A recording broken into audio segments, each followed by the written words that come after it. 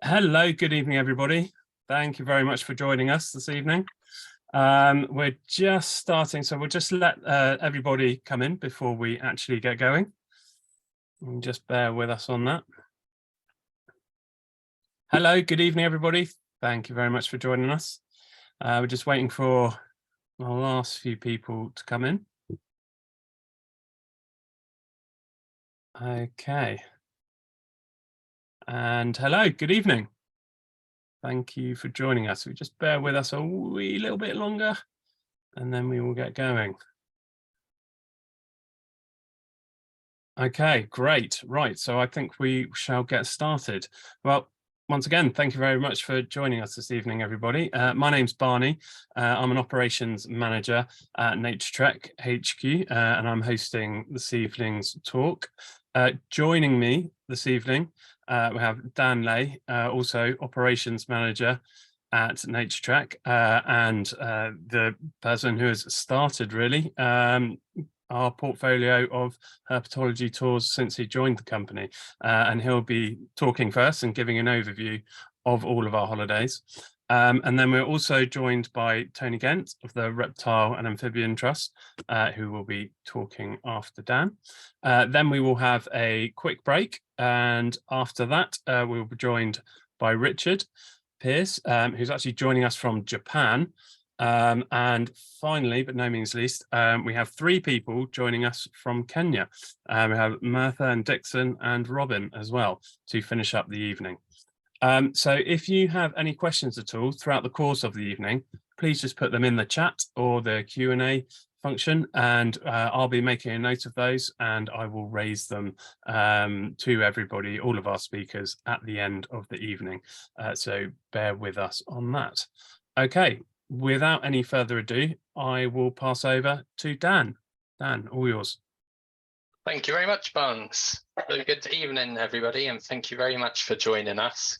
As Barney said, I manage all of Naturetrek's reptile and amphibian holidays, and this evening I'm going to talk about why I set up the reptile tours, and also, of course, give you overview of the tours and what they entail. So we have 13 group tours at the moment across the continent, and we offer a number of other options via our tailor-made department. So if there's a destination not listed and we've got who have expert leaders in those regions, then they're another thing that we can offer. And I'm always working on new reptile and amphibian tours, particularly for next year, looking to expand our destinations for short haul travel, which are very popular at the moment for the reptile and amphibian tours. And you can find more about our whole portfolio of reptile and amphibian holidays through the Naturetrek's normal website, and here you'll be able to go onto each tile relating to each tour and download the itinerary, which will give you lots of information about the tour, and also previous tour reports, which I know a lot of you like to read, and also reviews of each of the tours from tours that have gone out previously. So why did I want to set up these tours in particular? Well, believe it or not, that little chap in red there, that's me, and I'm there stood next to my late grandfather in the grey coat, who was a brilliant amateur naturalist. And since this age, or even before then, he used to take me out looking for wildlife, in particular bird watching, but also one of my favourite things to do at that age was to go pond dipping.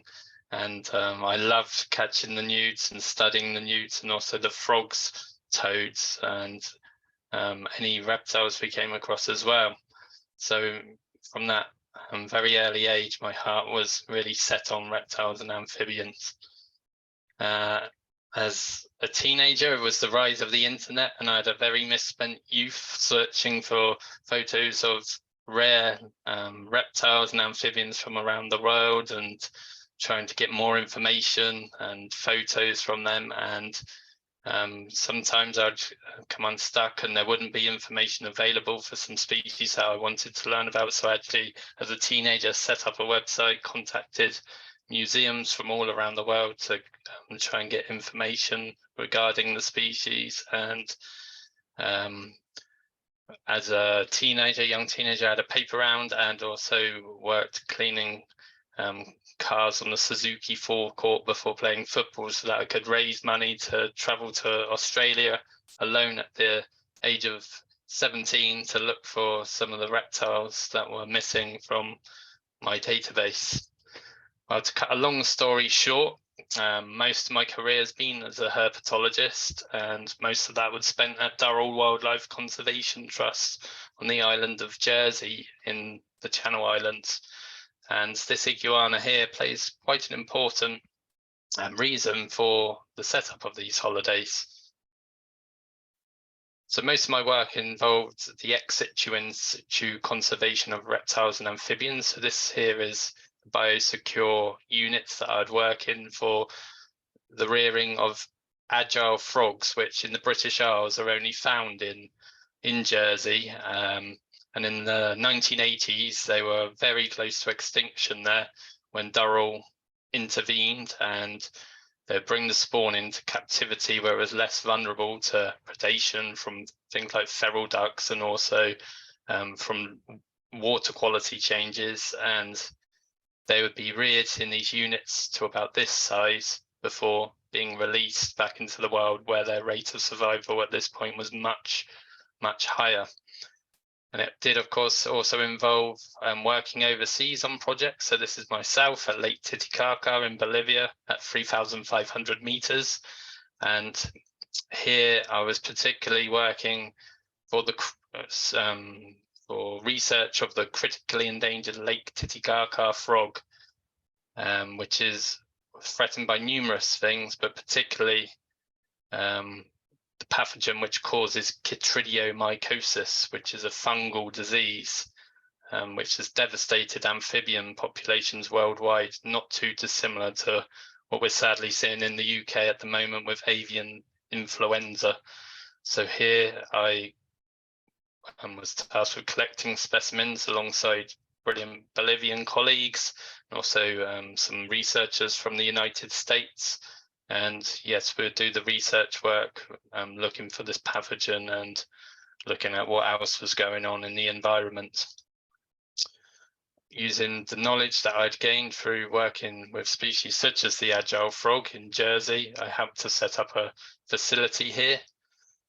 And this was to secure some individuals in case, well, we didn't know what was truly going on in the wild.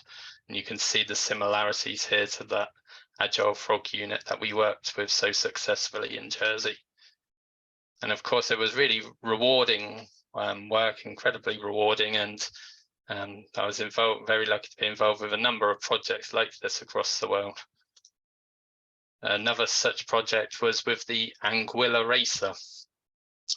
And my task was to head out to Anguilla, which is one of the northern Leeward Islands in the Caribbean, and to actually collect some snakes to take back to Jersey, where they would form a project as a model species for the world's rarest snake, which is still the St. Lucia racer, which numbers just about 20 to 50 individuals in the wild. So again, to cut a long story short, I was successful in my task, and we learned a lot about this species, which will now be used as we speak. They're building the facility to try and prevent the extinction of the St. Lucia racer. So they'll take the information that we learned with this model species and use it in situ to try and save the world's rarest snake.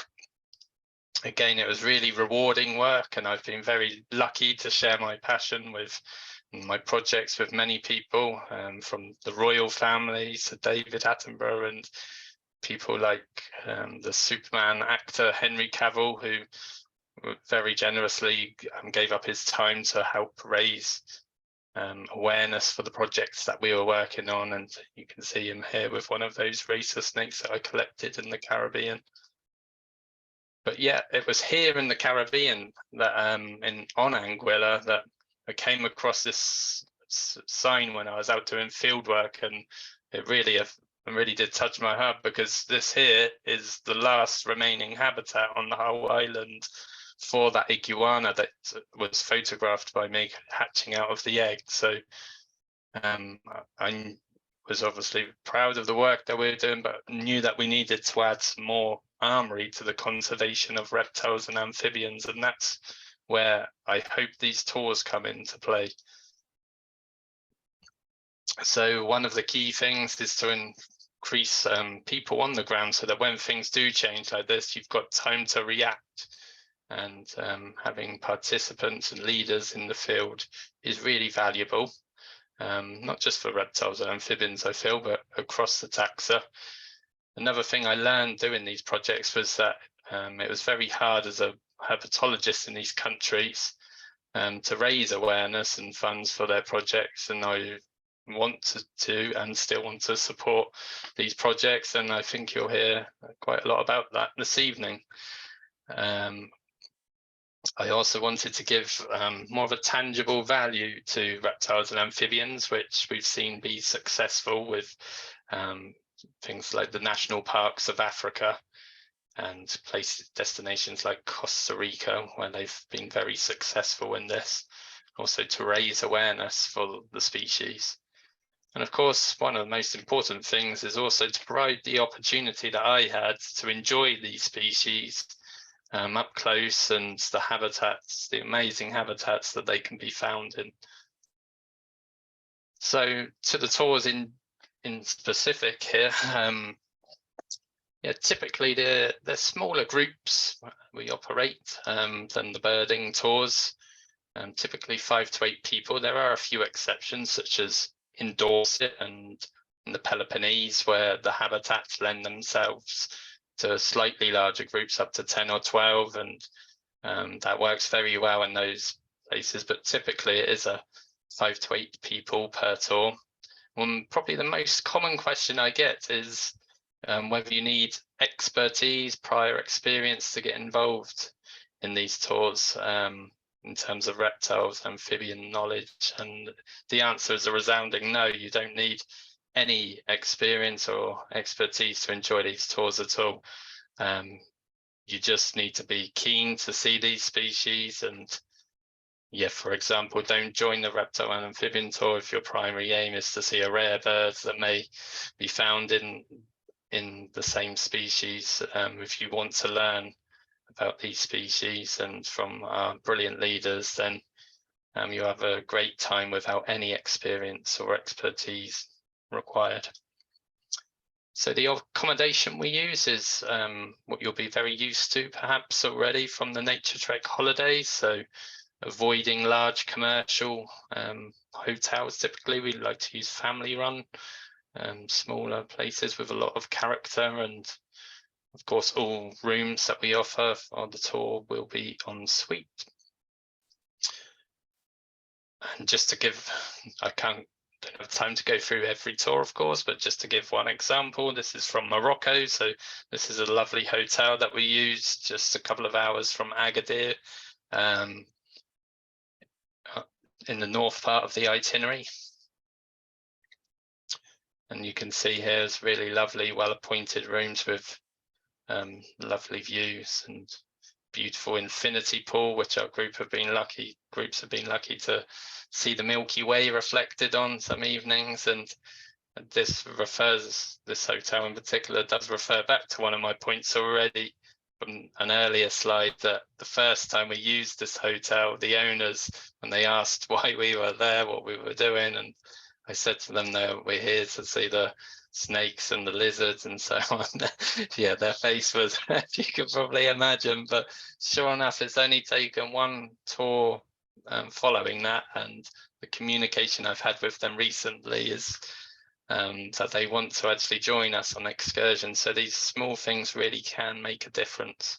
And of course, we hope that these people will now be a voice for us on the ground for protection of wildlife.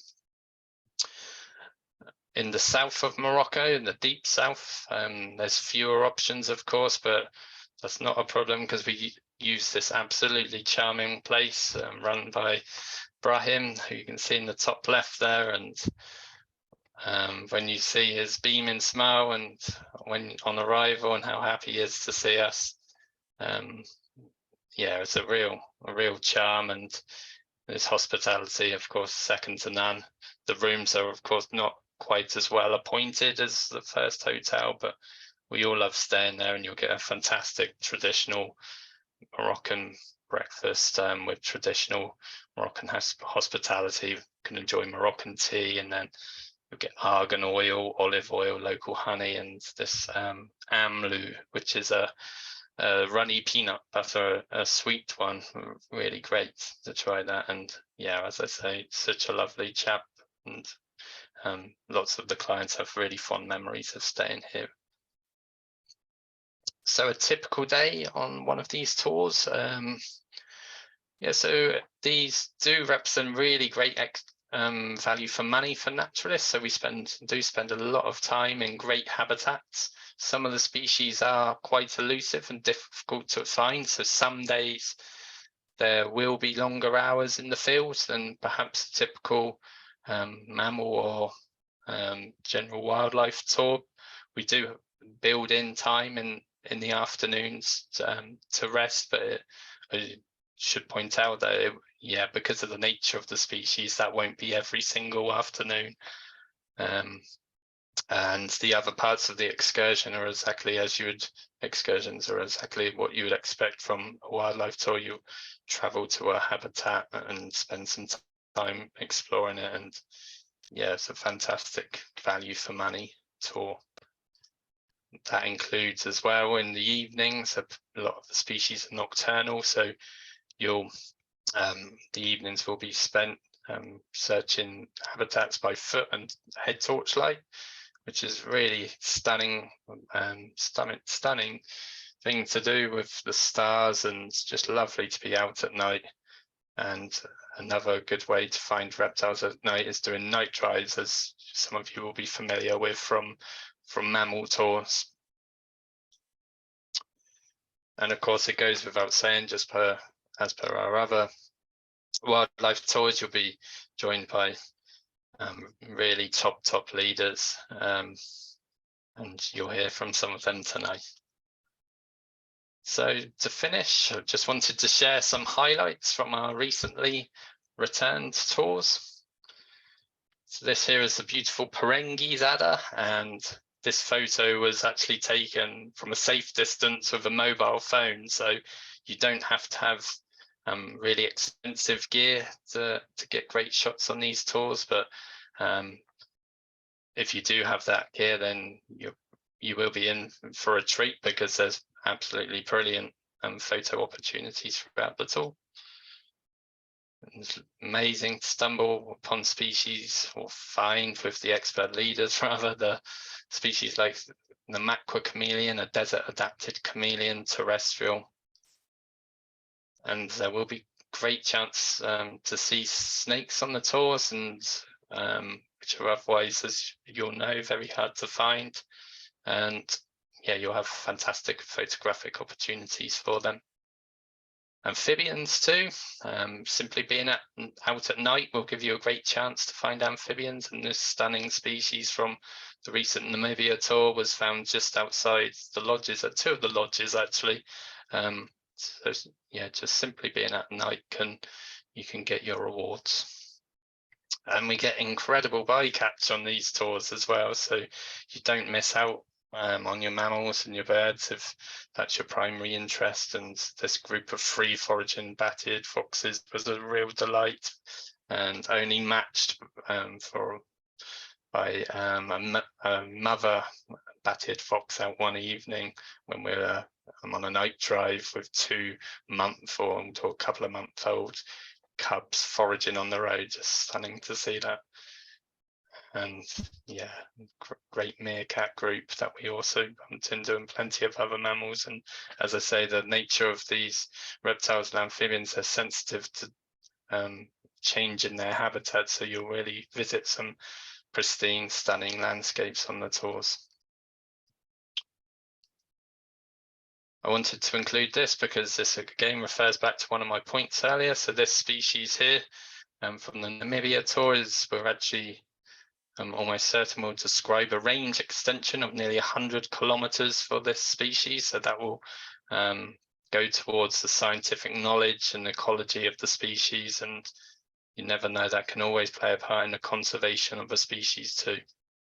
And the same for this Pachydactylus gecko, which was found 40 kilometers from its nearest known range. It was an absolute joy for me to find this species, one that I'd wanted to see since I was a child, the amazing armadillo lizard found on the Western Cape of South Africa, where they live in family groups. And we do really well for these Bitis adders on the tours, and you'll hear a lot more about that in the Kenya tour. Tortoises too, if you're into your tortoises, we have some great species to be found on the tours. This is, if you can spot it, this is the speckled padloper, the smallest tortoise species in the world. And yeah, if you can see it amongst the succulents towards the front there, a really beautiful species. We also get fantastic invertebrate bycatch as well, such as this stone grasshopper I stumbled upon, looking just like a piece of quartz in the habitats there. But yeah, plenty of mantis, stick insects, all sorts of brilliant, by the methods that you're using to try and find the reptiles and amphibians, you get brilliant bycatch of invertebrates too. And beautiful neonate Egyptian cobra from Morocco. Very sought after sand viper from the deep south of Morocco. We have a particular excursion to see this rare and amazing species. And again, we have brilliant bycatch in Morocco too, where we have a known place for these shrews, the elephant shrews, sengi. So you've got a great chance to see this species on the tour. And on the Morocco tour, if you wanted to extend, we have an extension to the High Atlas Mountains, where you can search these beautiful habitats for a number of lizard species and the mountain viper. This is from our Albania tour. This is a subspecies of nose-horn viper, and this subspecies in particular has this green tail tip which it uses for caudal luring. Amazing species. And Albania has some fantastic habitats where you can find a huge range of amphibians cohabiting, and the keen-eyed amongst you will pick out some orchids and other brilliant flora there too. And Snake Island, where you'll find huge densities of dice snake, wall lizards. In the air, you've got alpine swifts circulating, fantastic place, pygmy cormorants as you come in, and a chance for Dalmatian pelican too. You have a great chance for African chameleon on our Peloponnese tour. And supposedly one of the hardest snakes to find in Europe.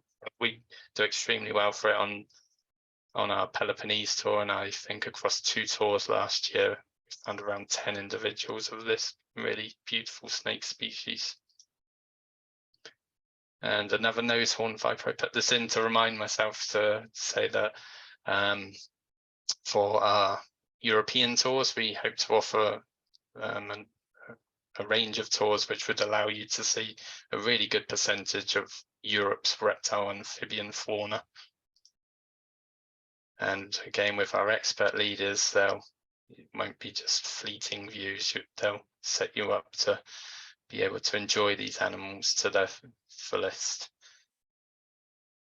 You'll be able to pick out some stunning details on individual animals, such as this alpine newt, probably the nicest subspecies of this species, found on the Peloponnese tour. Again, beautiful habitats you'll visit. Closer to the home, fantastic smooth snake. Tony will talk more about, I'm sure. Photographed by my colleague Tom from the Reptiles and Amphibians of Britain tour. And finally, in South America, Again, fantastic place for amphibians, reptiles, great chance to photograph mammals, fantastic birds. And of course had to finish on a reptile, so a beautiful rainbow boa there. And just leaves me to say thank you so much to everybody who has joined one of the reptile and amphibian holidays so far. And thank you for everybody who gave permission to use their photographs in this presentation this evening. And of course, thank you all for listening. And it's just 20 minutes to cover all of our reptile amphibian tours. So I'd really welcome any phone calls that you wanted to give this week, tomorrow, regarding any tour in particular, or better still, do pop into the Naturetrek office. If you just contact in advance to say that you'd like to pop in to discuss a tour, we're always very happy to see people. And finally, my email address there. So thank you once again, everybody. Good night.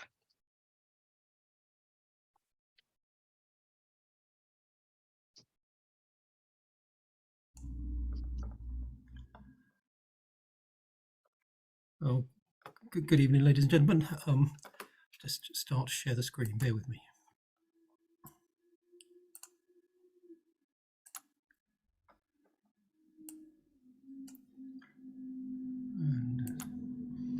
Right, good evening, ladies and gentlemen. I'm Tony Gent. I'm Chief Executive at Amphibian and Reptile Conservation Trust. I'm delighted to be working with Dan and the people at Naturetrek to promote interest in reptiles and amphibians. I've been invited to talk about reptiles and amphibian conservation in the UK, which I must admit is now even more of a challenge after Dan's fantastic introduction to the wide diversity of species that we find worldwide. First of all, though, I'd just like to introduce who Reptile Amphibian Conservation is. We're a UK-based charity. We have around 50 staff, and we're actually based down in Bournemouth. But although we're based down here, we do have staff around the country, particularly with a small concentration in Surrey, but we do have people dotted around through Devon, Sussex, up into Scotland, and in both parts north and south of Wales. And these guys are reserves managers, they're species specialists, people who do GIS and data and science. We have a communications team and, of course, an admin team that holds us all together. We run a membership. We have around 700 members, and around 1,000 volunteers help us with what we do on a day-to-day basis. And we undertake conservation activity. That's basically what we do. We promote the conservation and provide a focus for people interested in the conservation of reptiles and amphibians. We have a UK focus, but we also work in Europe and overseas. And although globally there are over 8,500 species of amphibian and just under 12,000 species of reptile that are recognised, my job tonight is to talk to just about the 7 species of amphibian that are recognised as being British, and the 6 species of reptile, or 7 if you count the marine turtles that occur in British waters as part of their natural range. So we're just talking about the British species and just get a bit of background to what they do and their conservation needs. Now, they're not distributed evenly throughout the United Kingdom and well, the wider British Isles. We have, as I said, 13 species nationally. As we move further north and further west, we see a decline in numbers. So we end up with only 9 species in Scotland and only 4 species found on the island of Ireland. But to understand their conservation, we have to understand a little bit about the ecology. And one of the key factors that influences amphibians is the need for water to breed in, but not only water to breed in, but water that's in connection with a terrestrial habitat where they spend much of their lives. And for reptiles, one of the key features that we look at is their thermal ecology and the fact that they need to have an environment in which they can regulate their body temperature behaviourally, often running from shade to sun or sitting out in the sun to bask. As a consequence, these things determine the habitats we find them in, and they tend to be more open habitats. For example, the natural habitats such as cliffs, coastal heathlands, floodplains and sand dunes that are just naturally kept open through natural processes. We have semi-natural habitats, that's those that are managed by man and therefore kept open, for example, hedgerows, woodland edges, scrubland and heathland, and even totally man-made habitats such as churchyards and embankments, the old garden ponds, and a whole variety of other situations such as the drainage schemes you find by the roads, brownfield sites and quarries, all of which provide homes for these species.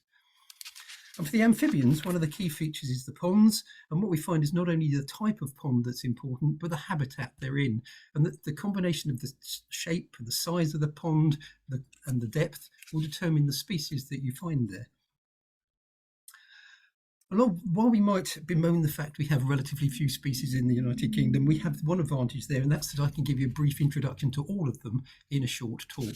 So what I'm going to do is give you a quick run through the cast of characters, starting with the common frog, perhaps one of the best known species, very widespread across the British Isles. It's found in the island of Ireland, as well as into all the different countries of the UK.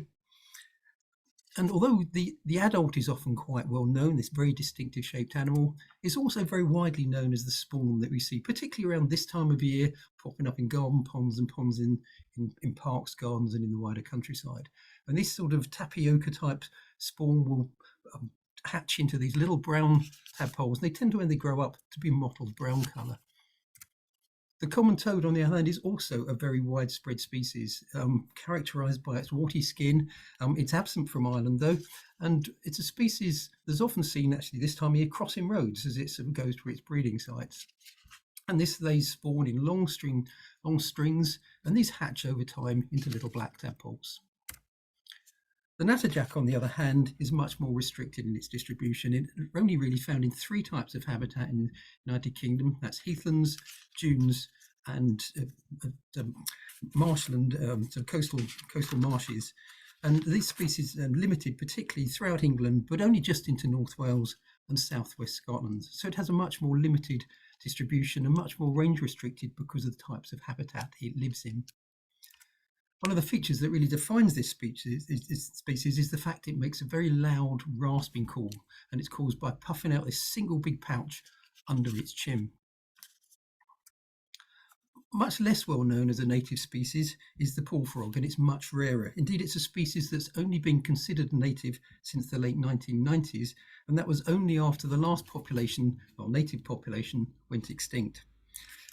It's now been reintroduced to a couple of sites in Norfolk. One of the really key features about this species is it makes a very loud quacking sound caused by these puffing out of these little cheek pouches on either side of its face. We have 3 species of newts. Possibly the most widespread throughout the British Isles and indeed into Ireland is the smooth newt. And this is a species that's found particularly in lowland habitats. And it's one kind that very often turns up in garden ponds.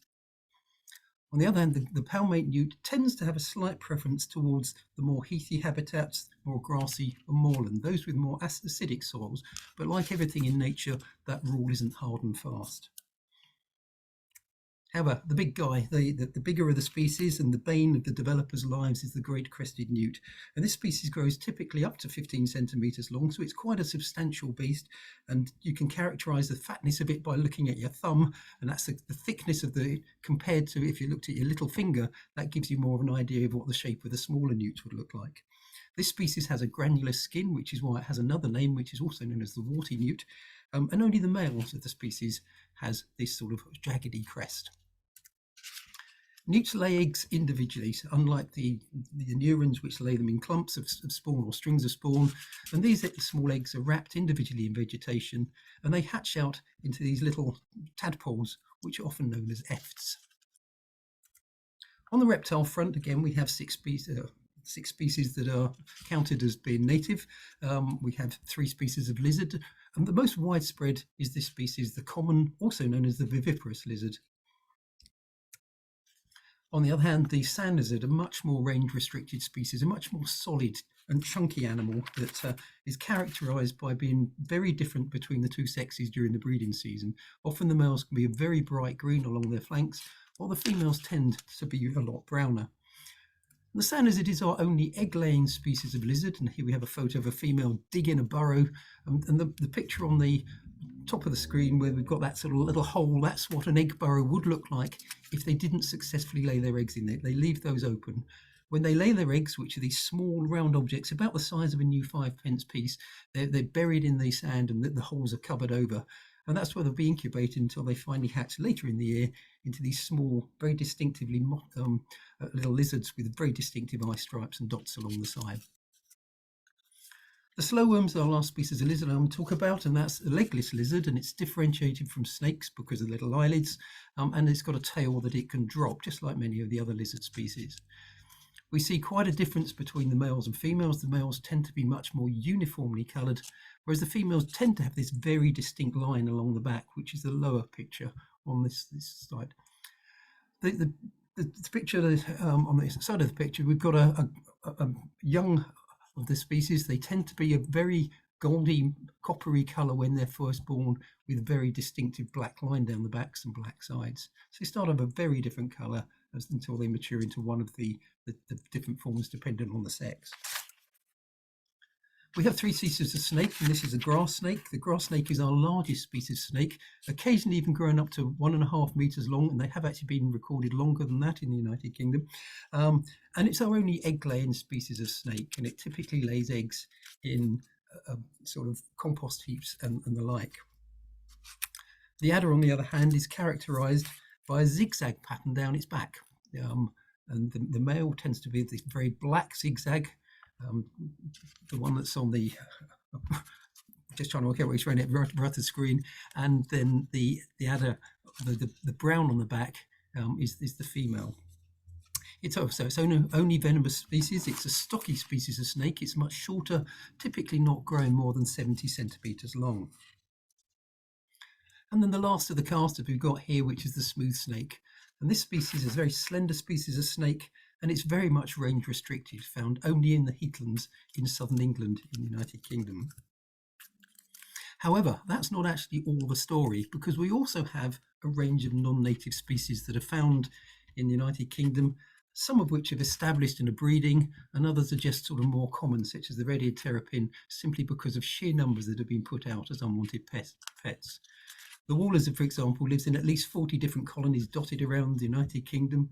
The alpine newts turns up quite widely as well. However, species such as the green lizard have a limited distribution with 1 or 2 populations, one of which is down here in Bournemouth. Asclepian snakes have escaped from zoos, and there's some found around London Zoo and indeed up in North Wales as well. And the midwife toad has a limited number of populations, often living in people's gardens. And the green frogs, the 2 various different types of European green frogs, such as the marsh and the edible frogs, are found quite widely in different populations around the country. So, just to touch on the conservation issues. So why isn't life all rosy for reptiles and amphibians in Britain? Well, there are direct threats to the animals. Obviously, individuals might get predated. Pheasants and cats certainly take their toll. And these predation of individuals can even impact on populations where you've got small populations in limited areas.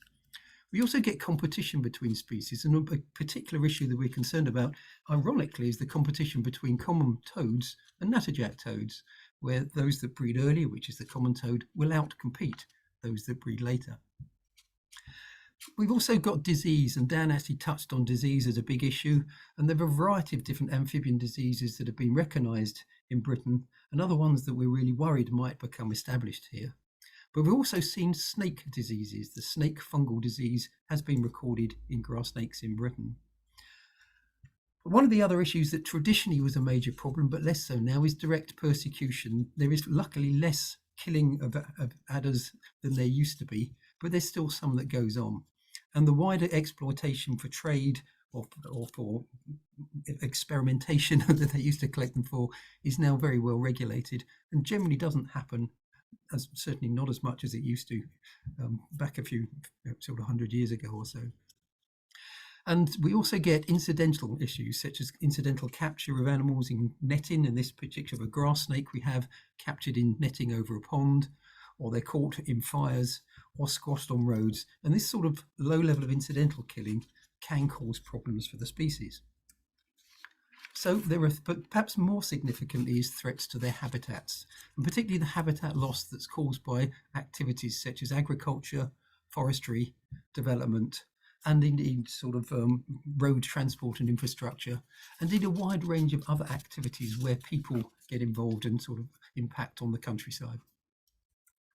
For an example of the impact of habitat loss, we're looking at heathlands, and we've got some examples from Dorset, where we see a reduction from even 40,000 hectares of heathland in Dorset in the late 1700s right the way down to under 4,000 surviving now.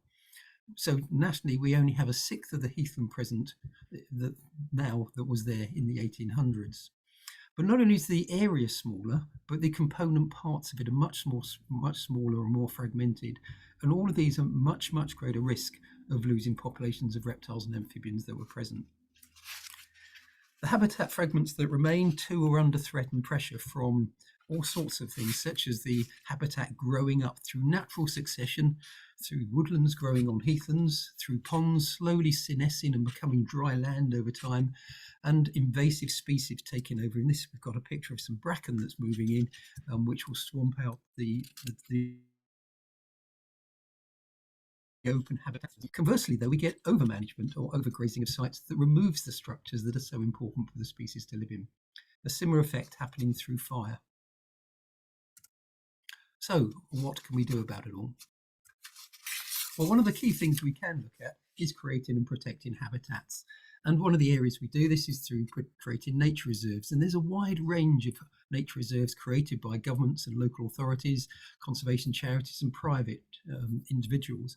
And at ARC, we've managed around 80 nature reserves, covering around 2,000 hectares of site in all. But other than nature reserves, there are designations, and these are things enshrined in law which provide protection and positive management for sites. And these, for example, are the designations of Site of Special Scientific Interest, which is a national designation, and sites of important sites for conservation, such as those a European designation. And these allow a very positive management. These have very strong protection in law. There are also a series of local sites, such as local nature reserves and sites of importance for nature conservation, which really recognises the importance and doesn't provide much direct protection, but is something that is considered particularly in planning decisions. One of the key tools that has really changed the fate of reptiles and amphibians since the mid-1970s, when they were first introduced, is the protection of the species themselves.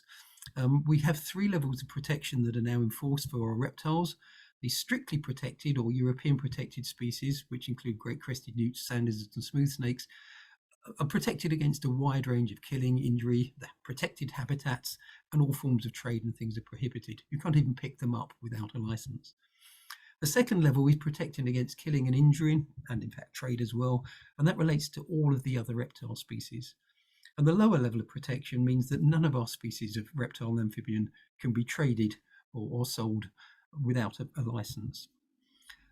There are other approaches such as bylaws, which in local areas such as the New Forest means that you can't pick up or capture any of the animals or any species that are there, and that provides an additional level of protection. However, one of the key areas that we're keen to influence are nature conservation policies. And these policies are much more far-reaching. They reach well beyond the impacts of protecting sites and protecting individuals.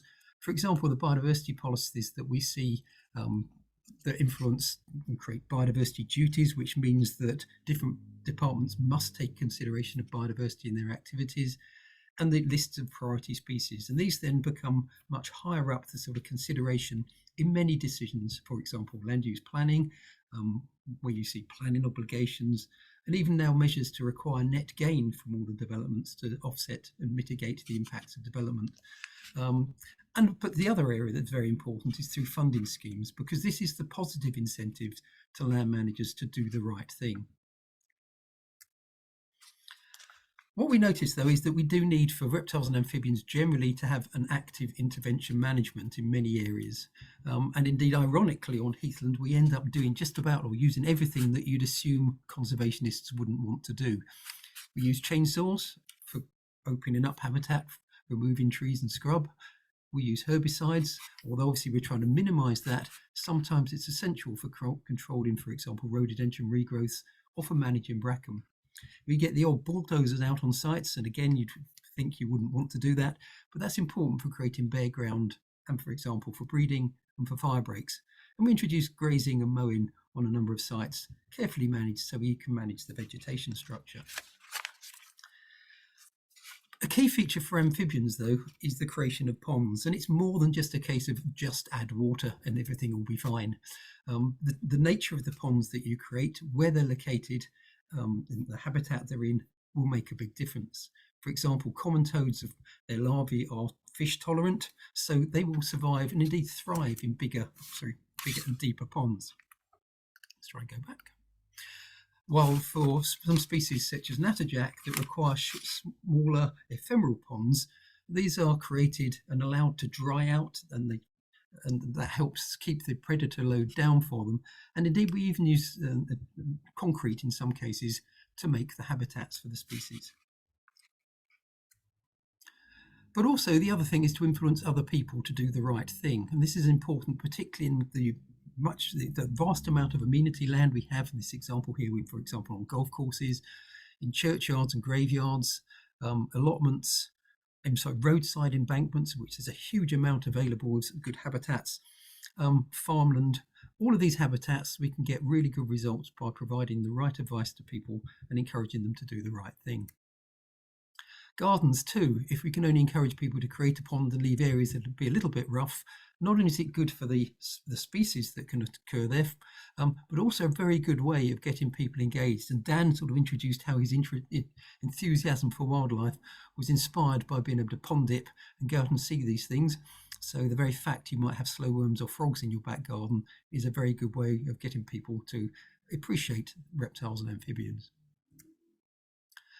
Quite often, though, we need to do things that are very species specific. It's not just a case of managing the habitat, but we often need to bring in special measures, for example, species recovery programs, to ensure that the specific needs of the species are taken into account. And this might involve managing particular features in the habitat. We've got an example here of a pond, of a bare ground strait, and even a pile of vegetation, which is been designed for grass snakes. And indeed, in the Netherlands, there's been some research showing how just by creating these piles of vegetation, you can extend the range of grass snakes, for example, into areas where they hadn't occurred. We also sometimes need to do predator control, not so much by going out and shooting things, but often by the way you manage and manipulate the habitat. Translocation is an important part of a lot of the work we do, as is making sure we manage the spread of diseases. And just as a quick example, some of the conservation translocation works that's gone on, we look at the sand lizard, a species that's been introduced to over 80 sites since the scheme was first started in the 1960s. And in fact, many of the sites in and around Surrey are only there because of introduction. The species would almost certainly have been lost from nearly all of Surrey had it not been for a conservation reintroduction program. And many of the animals are brought into play through captive breeding. And this is an example. The photo here is of Chester Zoo. There's a big vivarium there. And over time, we've introduced over 10,000 little hatchling sand lizards into the wild. A different approach is taken for the pool frog, a species that's the reintroduction program started in 2006. And here, as Dan has illustrated with the agile frogs, a lot of animals are captive reared. We take the spawn, rear it on, and then introduce that to bolster the population. The species has now been introduced to 2 populations in Norfolk. Survey monitoring is very important for understanding conservation, and we do survey schemes that basically provide the data that underpins the conservation. It lets us know where the species are, how well they're doing, and it helps prioritize work. We're allowed to use it to identify key sites and assess management impacts.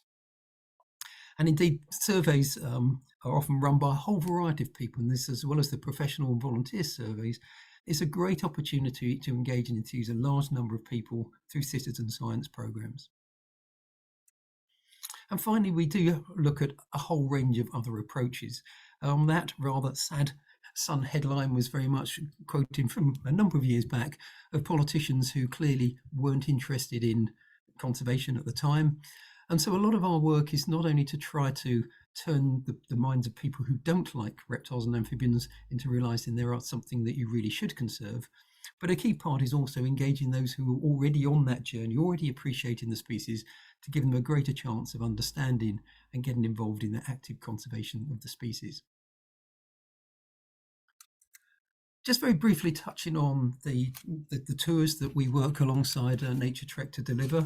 In Dorset, we will be running two tours this year, one running from the 25th to the 27th of April, and another from the 22nd of May to the 24th of May. And for further information, as Dan pointed out, do have a look at the website.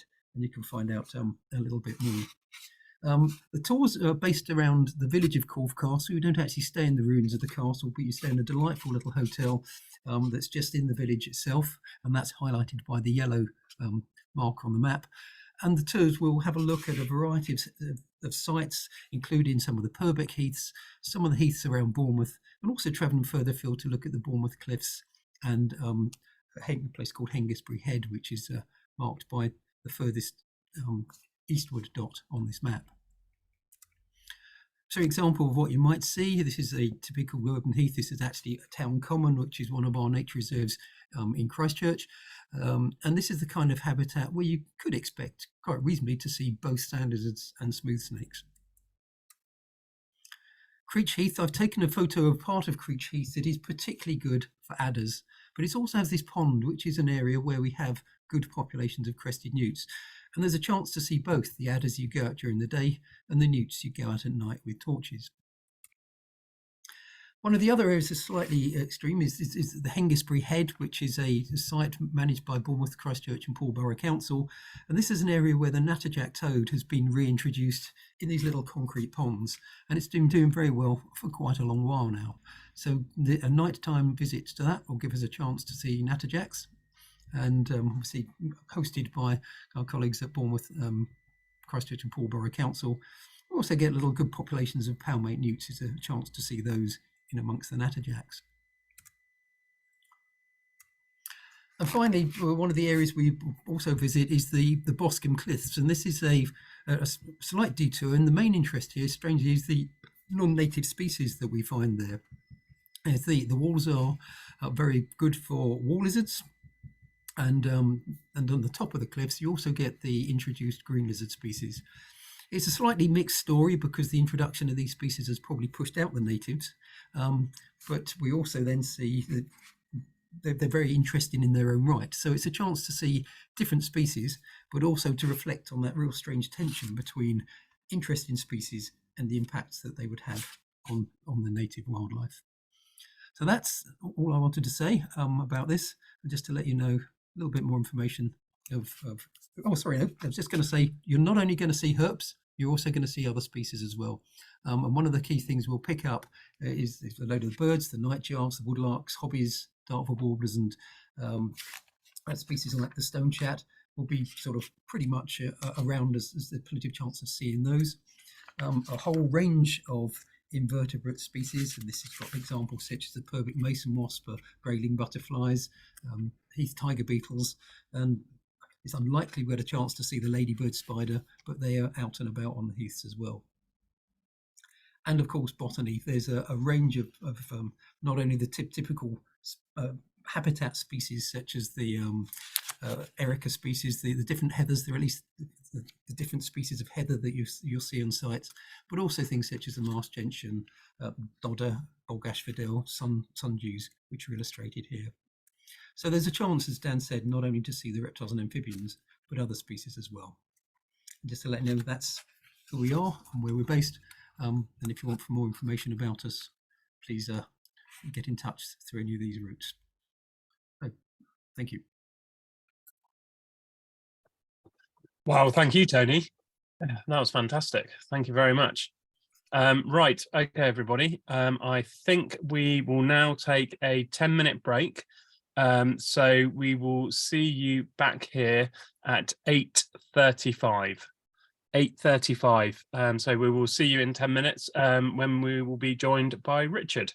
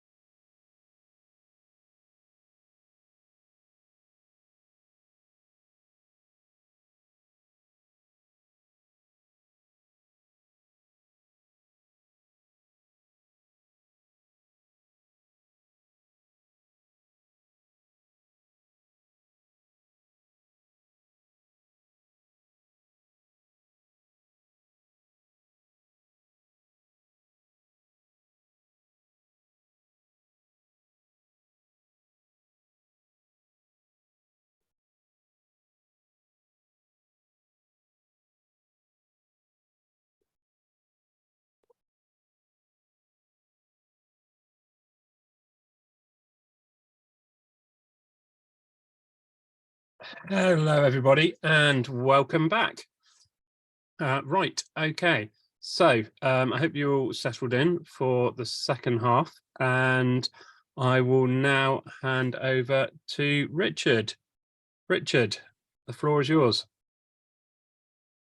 Good morning, everyone. It's morning here in Japan. It's 5:30 a.m. I set my alarm for 3:30 to get up, so I'm a little bit sleepy, I'll be honest. And I'm speaking to you from a very boring, nondescript hotel room as I'm on the road researching a bike tour in the mountains. So apologies for the background as well. So I'm going to talk to you today. Sorry, yes, my name's Richard Pierce, originally from the Cotswolds in England. I've been based in rural Japan for around 15 years in total.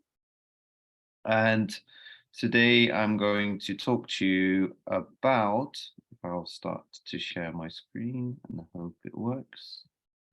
Here we go. Okay. Close that.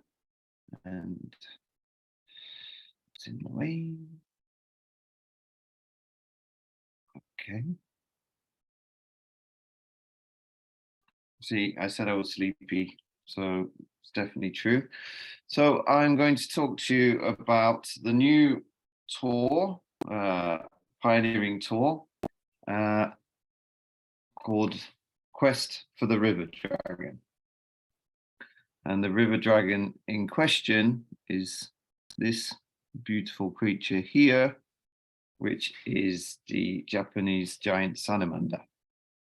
But first, I'd like to introduce Japan to you a little bit, because a lot of people have an image of Japan, but mostly it's kind of centered around culture rather than wildlife. And yeah, that's something I'm working on changing. And I'd like to talk to you now about how special Japan is as a country of nature. So Japan is an archipelago on the eastern edge of Asia, and it actually consists of nearly 4,000 islands in total. You have 4 main islands, which is Hokkaido in the north, the main island of Honshu, which contains Tokyo and Osaka and Mount Fuji and all the famous places, and then a small island here called Shikoku, and then Kyushu, which is where I'm actually at now. And then also in the far south, almost very close to Taiwan actually, is the tropical paradise, you might say, of the Ryukyu Islands, commonly known as Okinawa.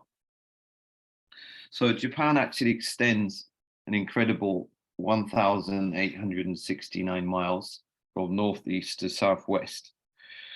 So it really does have, very different environments from the north to the south, and many climatic zones. So subarctic, tropical in the south, and temperate in between. So Japan is home to an incredible, I think, 130 species of mammals. Many are endemic to Japan. And also it's a bird lover's paradise with over 600 species to be found. So that makes me very happy. And also, and importantly for this talk and this tour, there's at least 73 species of reptile and some 90 species of amphibians, with approximately half being endemic. So as you can see, Japan is a very diverse in terms of climatic zones and habitats place to visit. So, okay. However, ecotourism and nature conservation is actually quite a new thing in Japan, and there's still there's lots of work to be done. historically, Japan had a deep connection with nature, and I think that's an image that the Japanese government and perhaps sort of movies and whatnot portrays. Whereas the major religion is called Shinto, and is actually quite similar to paganism in many ways, and it recognizes gods within nature. So that would mean, obviously, if you think, there's gods within nature, then you would take care of it. And that basically was mostly how it happened in the past. However, in recent times, Japan has lost its way and it's been more focused on economic development, unfortunately. And yeah, and it's lost its way in that regard. And actually, animal conservation is very limited, with little, if any, protections for the actual habitats. Several of the species are protected by law. So you're not allowed to touch them or catch them or hunt them or whatever. But in terms of the habitat protection, it's sadly lacking. I tell you this because ecotourism, I'm a real advocate for, and I'm pushing every day of my life to make it an important part of tourism in Japan. Is in its infancy in Japan, but it really does have the potential to be a very important tool in the fight to save wildlife, as the country struggles with many kind of well-published, well-documented social and economic issues, such as the aging population and a drop-off in the economy since the bubble burst in the early 90s. And the reason I kind of lay these facts out for you is the fact that if you come here, you can really be a pioneer, and just by coming here you can make a real difference to these special creatures of Japan. And so yeah, your visit can really make a difference. Richard, sorry to interrupt us, Barney. Sorry, we're still on the first slide. Oh, that's screen sharing is paused. Why is that? Okay, how do I fix that? Resume share. Yeah, let's go for that. Sounds like a good idea, but that's nothing's happening, right? Not at the moment. Okay. Let me see if I can come out of this. It may, yeah, maybe come out and start again. Okay. Please tell me if something changes. Okay. Right, something has changed. I think we're now looking at your live screen. We can see the map and facts about Japan. Okay, so let me see if, okay, that's something. Can you, oh, no, see all my very untidy desktop there. Okay, so I was trying to present and then present full screen. Sorry. Don't worry, don't worry. Okay, can you still, I'm gonna switch slides. Okay. Can you see that? Can you see me switching slides or not? Do it again. Can you see Tokyo now? No. Okay, maybe I think just go back to where we can still see the little tiles along the bottom, maybe. Yeah, okay, that might be the issue. Okay, can you see now? How about now? Yes. Okay. I think let's stick with that view, because that seems to work, I think. Yeah. Okay. So how about now? Is it gone again? No, that's okay. We've gone full. Ecotourism. Yeah, and you can see. Okay, and can you see Tokyo now, or not? No. Okay, we'll have to do it the really basic way. Okay. Yeah, I think just stick on that one. Okay, so yeah, so I've talked about the ecotourism in Japan. Where's the page is gone? So did you see this map before? No. So okay, so can you see this page saying facts about Japan? Yeah. Yeah. Okay, we'll go from that. Sorry, it's going to be a bit smaller than I'd hoped. Okay, then you've got, so like I talked about Japan stretching, you know, the many climatic zones. You've got Hokkaido and the Sea of Otosk and Russia up here. And then at the southern end, you've got the tropical Okinawa, the Ryukyu Islands in Okinawa, which is really near Taiwan. So it's a really long place, for lack of a better description. So I've lost my groove a little there. See if I can get my call back. So I talked about ecotourism. Okay, so I'll talk now a little bit about some of the places that we'll visit on this tour. So one of them, of course, is Tokyo. And Tokyo probably doesn't need too much of an introduction, but we'll just touch on it quickly because we'll spend the first night and morning in Tokyo. Tokyo is basically the largest city in the world, and largest in terms of population, I should say, with a population of 14 million, and that rises to 30 million people in the greater Tokyo area, which is a lot. And despite its size, is actually a very safe and clean city to explore,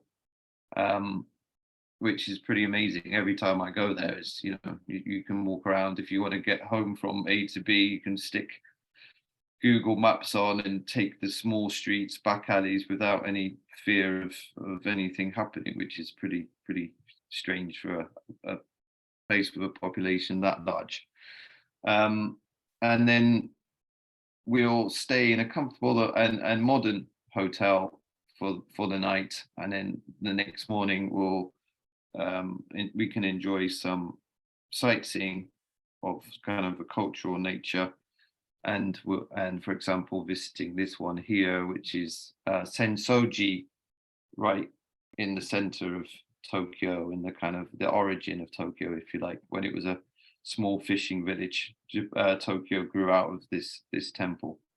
And then we'll also go to the Hamarikyu Gardens. So it's some traditional kind of, I think most people have probably heard of the shogun, if maybe not understand what it is, but it was kind of the shogunate play gardens back a few centuries ago. Okay, and then the tour moves on to Tottori. So the Tottori prefecture is where I'm based, actually, on my little farm called Anfield Farm, which some people might understand why that's called that, but we won't go into that. And Tottori is the least populated prefecture in Japan. So it's considered by many to be the most rural, which is, you know, if you're going to do a nature tour, should be a good place to start. And then you can see this beautiful mountain is not Mount Fuji, it's actually Mount Daisen. And it's the largest mountain in the Chugoku mountain range. And it's also where I live, kind of halfway up. It's a special habitat for the Japanese giant salamander. And I'll talk a little bit more about why that is in a moment. But whilst we're there, we'll have a chance to see many other amphibians, reptiles, and actually a lot of birds, insects, and perhaps some mammals too. And importantly, we'll have, during this tour, we'll have chance to partake and observe in actual genuine conservation activities. So we'll talk a little bit about that. So Japanese giant salamander, and why is it special? So there are some photos coming in a minute. So yeah, you can appreciate how beautiful they are as well. But there's basically one of three types of three types of giant salamander in the world, generally speaking. You've got the North American hellbender, the Chinese giant salamander, which has about 5 recognized species at the moment, and then the Japanese giant salamander. And the Japanese giant salamander is considered the second largest of those 3, but it's very similar in size actually to the Chinese giant salamander. And it said it's known to grow up to 1.5 meters in length, 5 foot for people that think in those numbers, which as amphibians go is pretty huge, as you obviously can see. And they can actually weigh up to 30 kilograms, which I would say is about the size of perhaps a Labrador or a retriever. And I'd say, how long can they live? Well, there's actually hasn't been much research done on them, unfortunately. So it's difficult to say exactly, but leading experts think they can live in the wild for perhaps up to 100 years, with the oldest one living in captivity for an estimated 53 years before it died of basically obesity because it was fed oily sea fish. Because their DNA hasn't changed for 23 million years, it's what's considered a living dinosaur. So yeah, if you get to see them in the flesh, then you'll kind of probably have that image, like you're in the presence of something out of Jurassic Park, but friendly. I'm not going to bite your head off. But unfortunately, the Japanese giant salamander is considered vulnerable by the IUCN and also by the Japanese Ministry of the Environment. And just a matter of a couple of months ago, it moved from near threatened class to vulnerable. So things are getting worse. So time is of the essence. So please come on the tour and help save them. Okay, and the Japanese giant salamander is considered a special national monument of Japan, and since 1952 it's been illegal to touch them, which sounds good, but the problem is that the habitat is not protected. So only licensed researchers can touch them, but there's concrete poured around them and they're not able to move. So we need to do work to remedy that. And I'll just summarize that because I think I'm talking too long. But so the Nawa River Basin is where we will be based. And this is where I've been involved in conservation for the last few years. And it's special because it's the lowest altitude habitat. So it's almost at sea level, which is very strange. And that's basically because of the unique features of Mount Dyson. It's a huge landmass on the Sea of Japan, which has high humidity.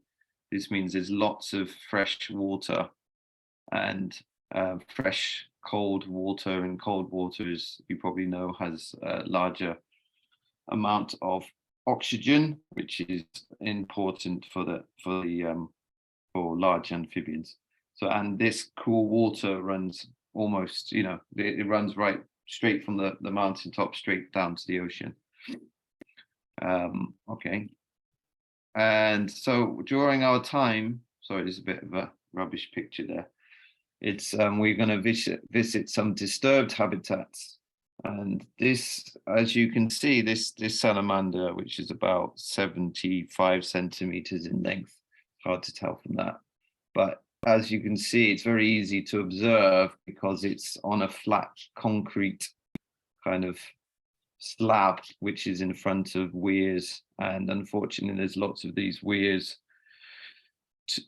in this habitat. So like concrete walls, a lot of mini dams of sorts. So it does mean they're actually quite, if you know where to look, then they're quite easy to observe up close. So, good for that, but terrible for the salamanders. And then there's a very important breeding ground within the same area. And so there is some hope for the future because this was taken just a couple of years ago. And the fact that this size salamanders are there shows, there's hope for the future. But there's basically been almost zero research done. So when we when we visit as part of the tour, we will do research, and that is actually very beneficial for the future conservation of Japanese giant salamanders. And it's actually an extremely beautiful pocket of habitat. And just by the fact that it has quite steep cliffs on either side of it, it means that it hasn't been suitable for development. so far. Okay, then next, moving on, apologize, please give me a shout if I'm talking too much. It tends to happen a lot in my life, even at this time of day. So next up on the after Tottori area, we'll head to Kyoto. And Kyoto is the former capital of Japan and one of the most famous places. I think you've pretty much everyone that comes to Japan goes to Kyoto, apart from herpetologists who come straight to Tottori and meet me, and don't worry about that. But I think it's great to combine cultural elements and you know, nature viewing as part of one tour. So that's what we'll do. And Kyoto is the center of kind of famous culture in Japan, which, you know, most people have heard of, like Zen, Buddhism, tea ceremonies, and geisha. And actually, so this picture on the left is the Ginkakuji, the silver pavilion, and most of those things you've listed there, and probably things you've heard of, originated from this temple. So Kyoto has an amazing 17 World Heritage sites, so such as, yeah, mostly temples and shrines, which we can visit a couple of when we have some time. And during our time in Kyoto, we'll do basically a combination of nature and cultural activities. And the nature activities based around Lake Biwa, which is just a 15-minute train ride out of Kyoto, and is Japan's largest freshwater lake. And we'll spend our time there with an expert guide and photographer who I will introduce in a moment. And also, Japan's obviously famous for food, and there's nowhere better than Kyoto to find every kind of type of famous and not so famous Japanese food, you know, made by people who have dedicated their life to perfecting recipes and the way they prepare it. And then the next stage of the trip moves on to Okinawa, so those islands in the south. Again, sorry, there's some more actual pictures of wildlife coming up. So Okinawa is a tropical paradise, basically, as you can see, and we will be staying at a private beach resort, which is this one shown in this picture, actually. So because we're doing a mixture of day and night walks into the Yambaru jungle, on days that we're not doing day hikes and day searches for herps, we can actually chill out on this beach, go snorkeling, and kind of actually have a bit of a holiday as well for those who need it, including me, hopefully. Yeah, and then also again, we'll be guided by an expert photographer and nature guide who I will introduce as well. But so probably most of the sexy stuff, the in terms of species at least, are to be found in the Okinawan leg of our trip. And again, there'll be some photographs coming up of these include, yeah, the kuroiwa ground gecko, odd-toothed snakes, the beautiful Ishikawa frogs, habu, crocodile newts. The list goes on, and you know, the list is also on the Naturetrek's webpage, so you can go there and check that out. So about the guides, so I'll just skip on. So I'm, as I said, Richard Pierce, a nature lover since a child, and I'll be basically leading the tour and focusing on the Tottori area is kind of my home turf. So I trained. I hope you can still hear me. It says the internet connection's not great. Is everything okay? Yeah, all good. Great. Then so I trained as a safari guide and in South Africa, and conducted biodiversity surveys in various countries when I was younger. But I've been based in rural Japan for 15 of the last 17 years. And I've been an adventure, nature, and culture tour leader since 2013. So I kind of have an understanding of all aspects. So I can not just bring the nature side and this Japanese giant salamander expertise. I can introduce, insight to various aspects of Japanese life and Japanese culture as well. And I've been conducting Japanese conservation tours since 2017. It was the first ever Japanese giant salamander conservation eco tour. And it's been pretty successful until obviously a certain illness came along a couple of years ago, but things are looking up again, which is great. And then I established a non-profit organization to help conserve Japanese giant salamanders, and I'll talk about that briefly in a moment. And I'm also a practitioner of Shugendo. So Shugendo is a form of Japanese mountain worship, asceticism, where you kind of go through hardships in the mountain to, on hoping to find enlightenment. So that's me pictured on the left, but it means I get to spend a lot of time in nature, pushing my limits, I guess you can say.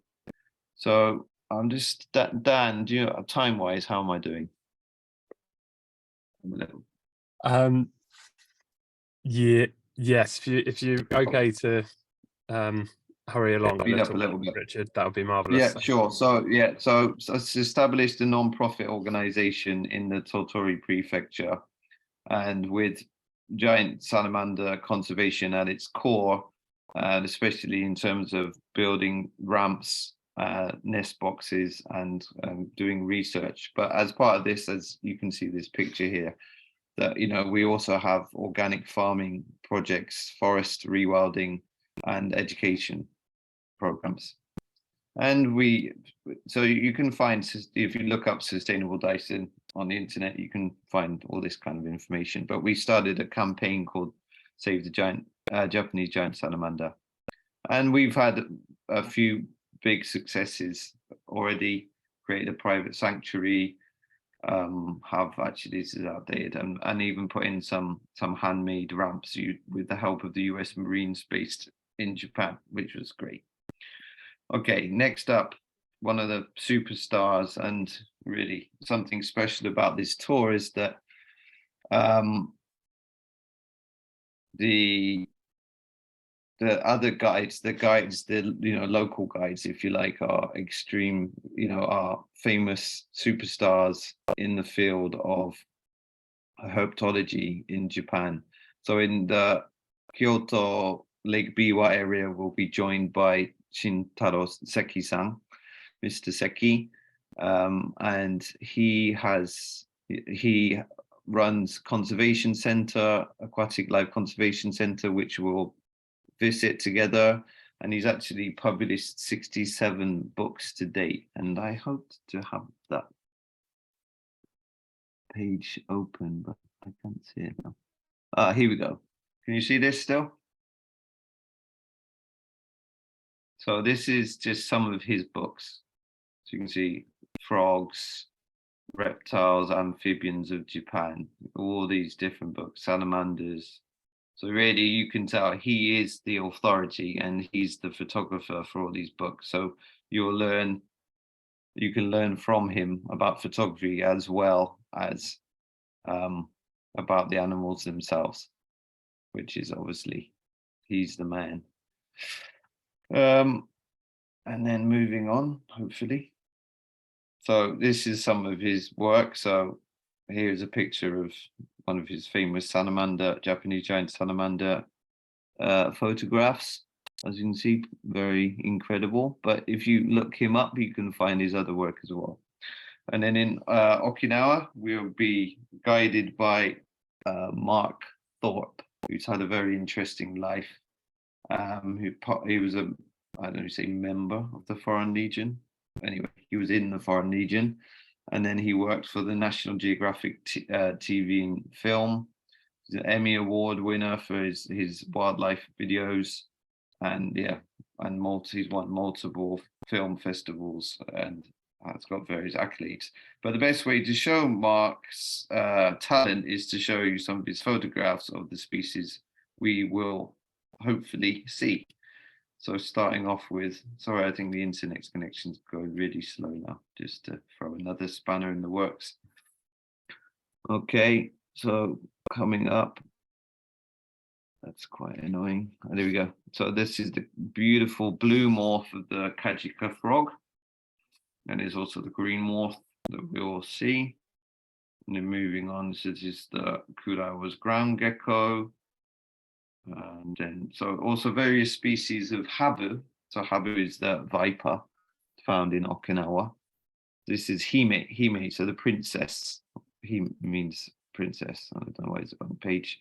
One of the superstars and, you know, most sought after species to see is this one, the Anderson's crocodile newt. Yeah, so we have, you know, by joining Mark, we have the best possible chance, more than any Japanese professor or researcher. Mark really is the guy, because he spends his life, you know, wandering into the Yambaru jungle looking for these species. And then another one is this one, the Ryoku black-breasted leaf turtle. And I think that our final afternoon we will spend looking for that. Yeah, sorry, there's a bit of a rush through. And a couple other things I wanted to discuss with you is perhaps food. So I'm personally a vegetarian, and Japan is, I know, perhaps somewhat famous for being difficult for vegetarians and vegans. That is true, absolutely. But as me, with me as your guide, I'm able to find something good and tasty to eat at all places. And then safety would be another one to talk about. So of course, so with Mark, we will be in the company of beauties like this Hime habu, a highly venomous snake, but everything will be done safely and following Mark's guidance, and we won't be entering the striking distance of any of these species. And as long as we stay safe distance behind Mark, then all should be good. And then Japan, as we talked about, is a very safe country anyway in terms of crime. It pretty much doesn't happen. So it's kind of a tropical paradise without the petty theft is the best way to, you know, one of the great things to say about Okinawa. Okay, I'm probably way over, and apologies for the kind of bad, sleepy delivery. And yeah, so that's me. I really hope to see you in Japan for the, and apologies for the way this is working as well. It's all right, don't worry, for the Richard. dragon. Don't worry. It's okay. We appreciate you Okay. joining us in the middle of the night, early morning. So Right. thank you very much. Thank you very much. So I'm happy to answer any questions you might have when we get to that stage. Okay, so I will stop sharing my screen.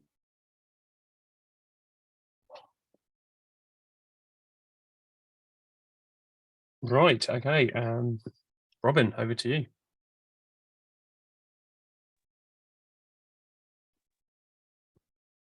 Hi, everybody. I'm Robin. I'm speaking to you from just outside Nairobi in Kenya. It is 10 past midnight here. I can't quite beat Richard there for the antisocial time difference. Thank you for staying up. I'm going to speak to you with two of my colleagues about three things. So viper conservation, a bit about reptile photography, and about an upcoming herping trip to Kenya, which we have in the calendar for next year. Yeah, so this is the my plan for the talk here. I'll introduce the team, talk about our conservation work, talk a bit about photographing reptiles and amphibians, a big part of my life and the tools that we offer. I will also talk to you about why you might consider coming to Kenya and coming on a herping trip to a country that you've possibly already been to, possibly know a bit about, or quite a bit about, perhaps don't realize that it is arguably one of the best countries for herping. And then I'll go through the itinerary for the tour that we have planned. So just some quick introductions. So that's me on the right there. This is the three of us, the team over here in Kenya. This is in the Nithi Falls, one of the amazing waterfalls up on the moorlands of Mount Kenya. So who am I?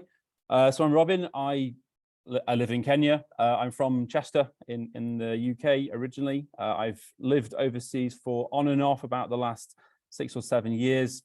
I am a qualified guide like Rich. I also trained in South Africa with the Field Guides Association of Southern Africa. I'm also a Kenya professional safari guide too. I'm a UK mountain leader. I am a semi-professional photographer, so I don't work full-time as a photographer. I do it in as much time as I can. My photographs are quite widely used in field guides now, some magazine articles, online articles, and I also produce a lot of my own educational resources using them.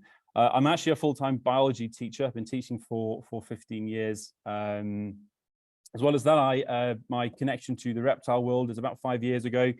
When I lived in Bali in Southeast Asia, I started as a snake rescuer for an organization called Bali Reptile Rescue. And from there, kind of was in at the deep end with rescuing snakes. And then I brought that over here as well, where I was the first person in my local area to even entertain the notion of rescuing snakes. I've been doing that for quite a while now. It keeps me quite busy. I think I'm on 30 spitting cobras in the last 2 years now, just in my local area. 3 of those were actually in my own garden here. And since then, I've trained with the African Snakebite Institute down in South Africa to get myself certified as a snake rescuer. I'll pass over to my colleagues, Myrta and Dixon, who'll introduce themselves now as well. Hi, everyone. My name is Dixon Katana. I'm a Kenyan. I grew up in snake life. This also comes up from my background. My father was a snake handler too. I've been all over the country, all over Kenya, looking for endemic species, even the non-endemic species, which are very common in Kenya. Very passionate to find them in the wild. So I'm very happy if someone comes in Kenya, love to see snake, the man to go help to see the Kenyan snakes. Good, and I am Michte.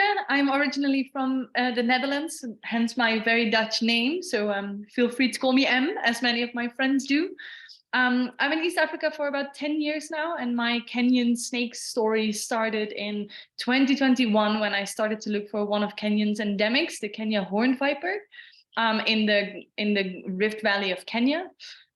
It hasn't been easy. It's been quite the search. We've been successful so far, and I couldn't have done it with Robin and Dixon here. So I think we are quite the team. And yeah, when Dan contacted us about doing herping tours in Kenya, we jumped at the opportunity to use tourism as a tool for conservation, because I think I can speak for the 3 of us that conservation of reptiles and amphibians is our main goal and common goal, aim. So yeah, I'm very excited that Robin is going to tell you all about what we can offer you, and we hope to welcome you in Kenya soon. Sure. Fantastic, thank you both. So yeah, as Myrta said there, conservation is really what we're all about. We are a conservation organization. Kenya has 147 recorded species. That number may increase with further research, but we're mostly focused on the 3 that you can see before you. So these are the 3 endemic species of vipers that are only found in Kenya. We're focused at the moment on the one in the middle and the one on the right there. These are the most endangered. These 2 species are also on a list published by what's called the EDGE program by the Zoological Society of London. So we're very fortunate just within the last year to actually receive a generous scholarship from them to conduct some much needed research into the actual distribution, population, and also the ecology of those 2 species, which are considered to be evolutionarily distinct and genetically and globally endangered. That's what the EDGE stands for. A little bit about them. The one on the left there is the Kenya montane viper. This is only found in, it's only known to be found in 2 areas of very high altitude moorland on Mount Kenya, the 2nd highest mountain in Africa, and also in the nearby Aberdares range. It's a very interesting species. It's a terrestrial species of viper. It is adapted to an incredibly hostile environment where at nighttime the temperatures regularly drop below 0. It's actually the least endangered of the three because it lives entirely within protected areas, which it has a really good bonus for it, to be honest.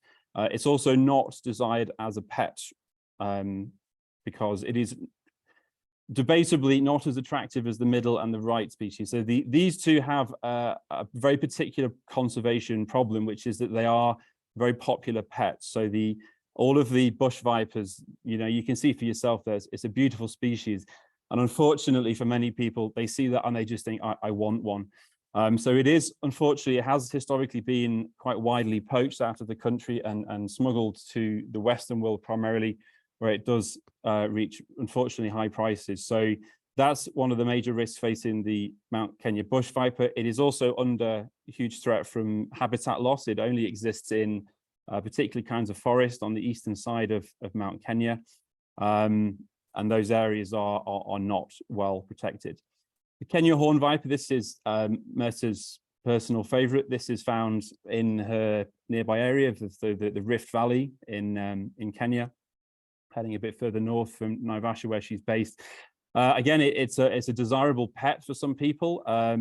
And unfortunately as well, this species lives in land that is also prime agricultural land. So its habitat has been hugely carved up into small plots. It's very busy with livestock and lots of people. So there's a multitude of threats facing that one. So we're doing research, starting with surveys, trying to find out, are they still where we thought they were? How are they doing? What are their populations like? And then just any useful bits of ecology that we can find along the way. Okay, so talking about photography now, all the pictures in this slideshow are my own.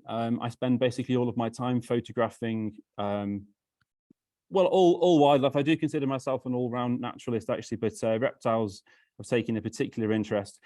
The reason I'm talking about this is that our tours will have an emphasis on photography. I will be helping people learn how to take reptile and amphibian photographs. So it's a fairly niche skill. It's not a particularly easy skill that you can pick up out of a book. In fact, I'm not aware of any books that really go into the basics of it. The technical side of it is not hugely complicated. It's essentially just a specialized form of macro photography.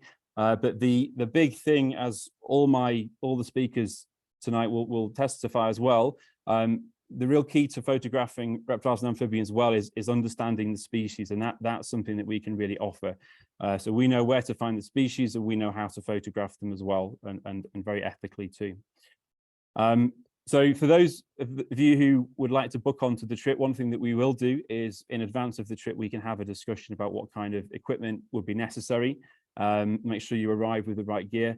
As I say, it is generally macro photography, but you might find that the equipment that you would bring on a reptile focused trip might be different to what you'd expect to bring on a general safari trip. I think this was actually covered. Richard mentioned this when he was speaking about the vipers in Japan.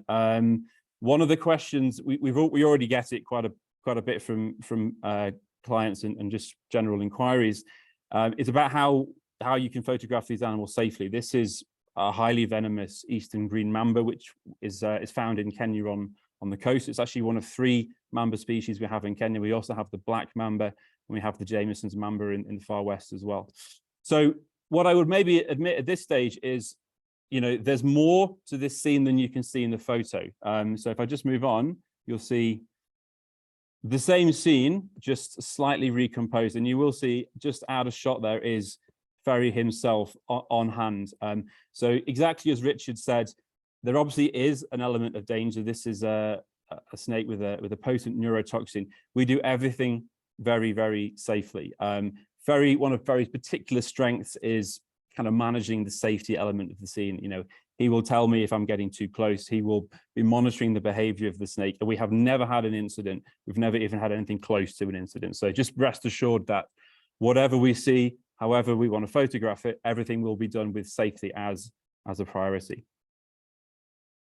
Very quickly, just some of the subjects and maybe a little bit about photography.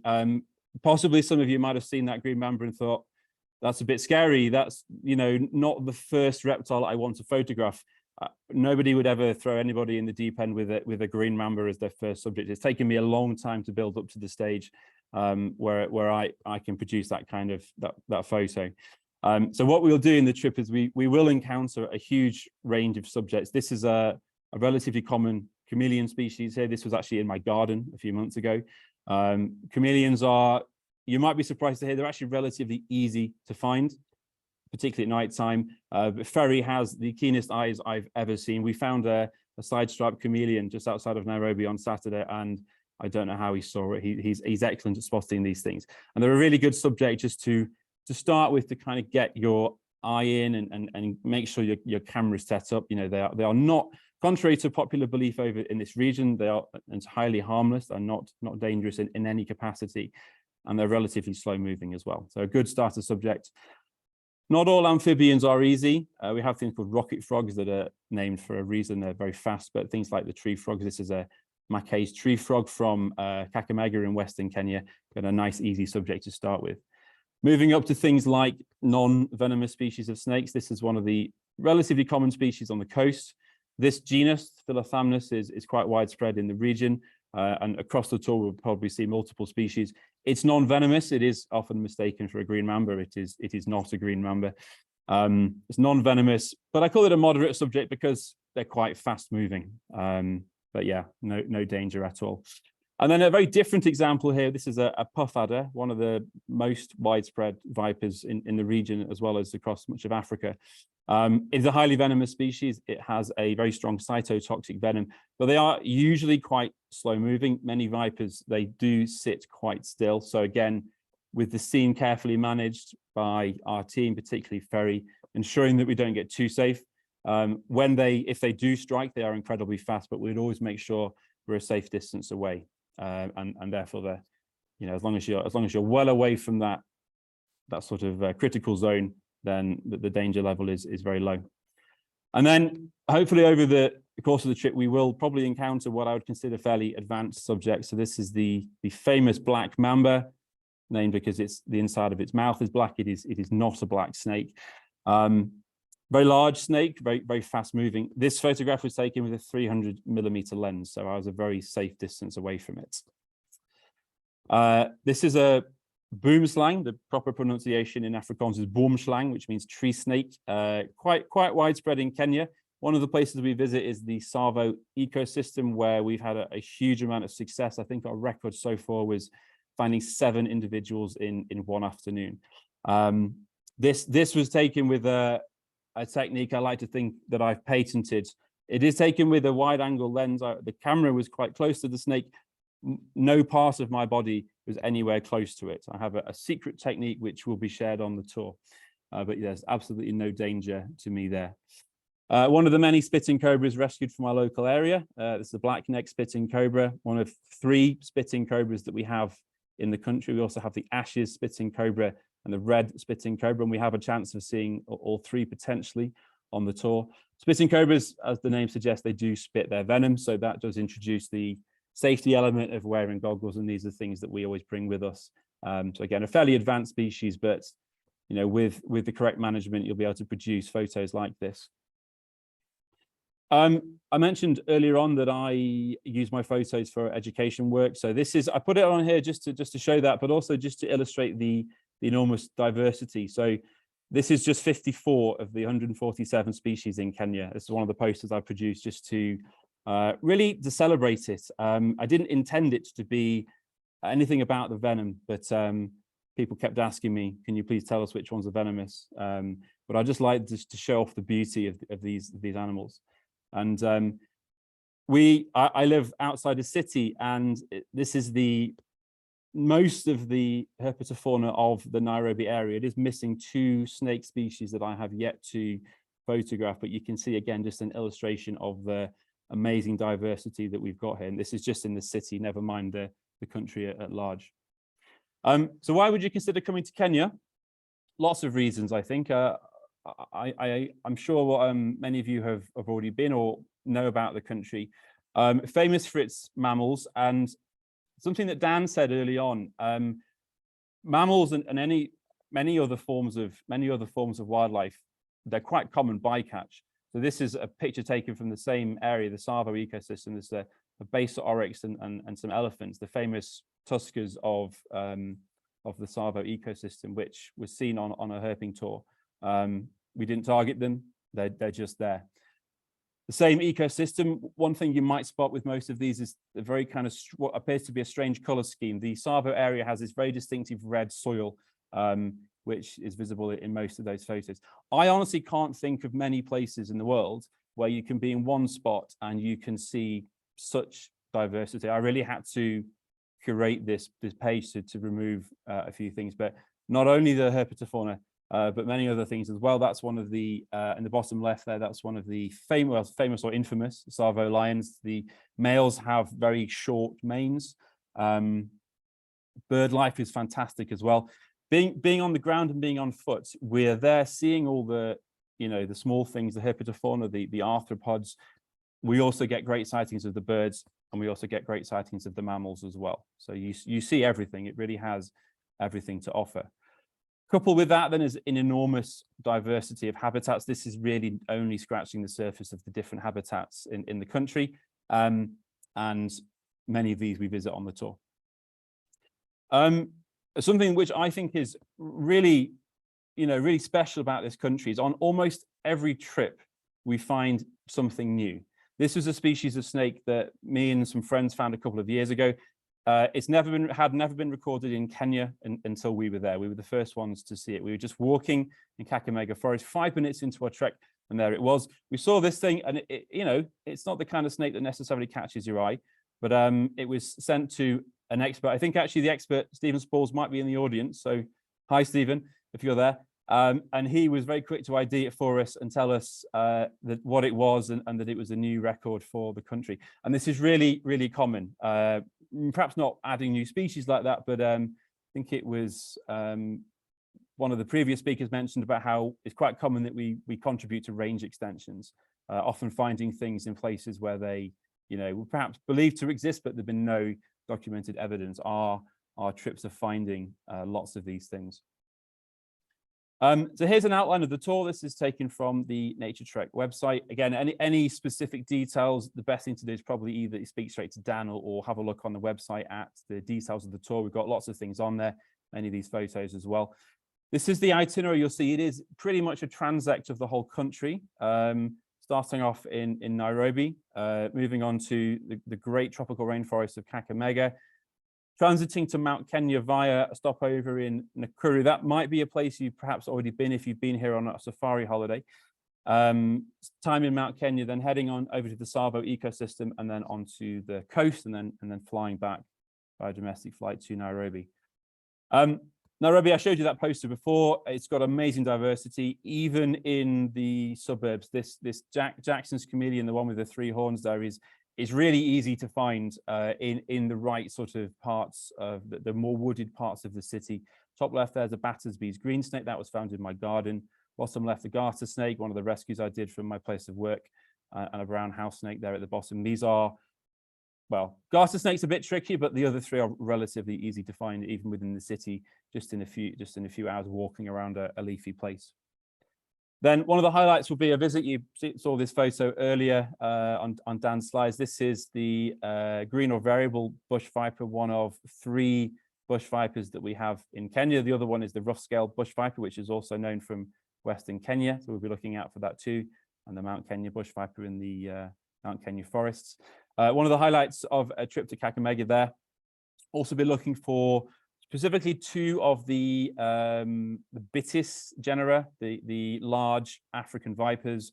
So this on the top left here is Bitis nasicornis, which is the rhinoceros viper. That's a beautiful, vivid juvenile that we found in Kakamega. Good chameleon diversity. The bottom left there is a Bullinger's pygmy chameleon. It's a relatively small species, as the name suggests. Beautiful and very odd-looking thing. Montane side-striped chameleon just above it there. Bush viper, the same tree frog from before. And again, in terms of bycatch, we stay in this fantastic sort of colonial-esque cottage in the forest called the Rondo Retreat. That on the left there is a juvenile crowned eagle, which I saw. It's got a nest in the grounds there. And the bottom right is a Stuhlmann's blue monkey, also found in the grounds. Heading over to Mount Kenya, we do a night stop in the Lake Nakuru area, famous for its flamingos. This is a stopover. It's doesn't have such a herpetological focus. In national parks, you are restricted to being in vehicles. So this would be a day safari, looking for things like the wide-lipped or white or greys rhinoceros, the one at the bottom there. Very easy to find. In Nakuru, there's really sort of 3 places in Kenya where they're very easy to find, and elsewhere in the country, like much of Africa, they're very hard to find, but they're very easy to view, usually on the shores of the lake. There's also the black or hook-clipped rhinoceros too. My thumbnail thing is obscuring the right of my screen, but I think it's the grey-crowned crane on the right, one of the most amazing distinctive birds we have. On the left there, this is what formerly was called a Rothschild giraffe, now classified as a Nubian giraffe. They've reclassified giraffes into 4 species. Very endangered giraffe, which is again quite easy to view in Nakuru. When we stay overnight, we stay in a place called Kembu Cottages, which is actually just outside of Nakuru in a town called Njoro.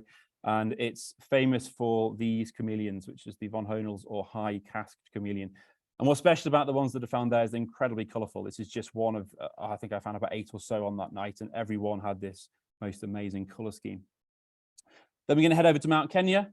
We are focusing on the moorlands of Mount Kenya on the eastern side around the, if you've ever, some of you might have climbed Mount Kenya, if you've done the Chogoria route, it's those moorlands that most people just walk through and don't realize just how much wonderful wildlife there is. So this is the Mount Kenya side-striped chameleon. It's an endemic species only found up there in the sort of alpine meadow landscape.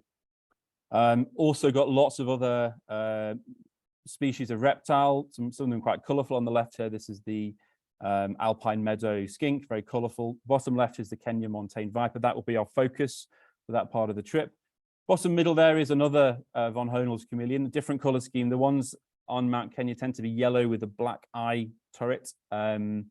You can see just about in the background the summit of Mount Kenya. It's spectacular views, certainly in the mornings when it's usually very clear.